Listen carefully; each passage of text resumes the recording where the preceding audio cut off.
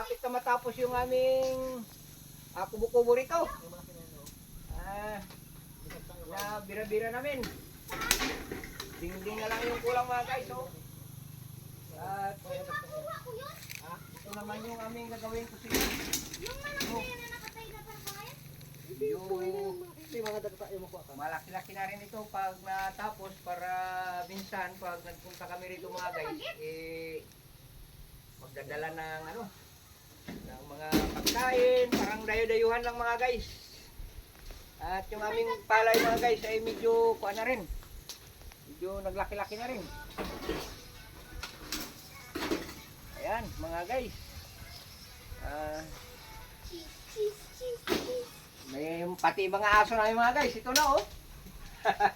Nagsarama ng mga aso.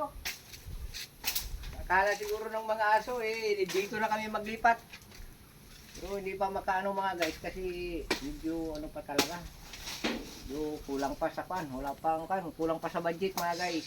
Okay, thank you mga guys. Magandang hapon sa inyong lahat.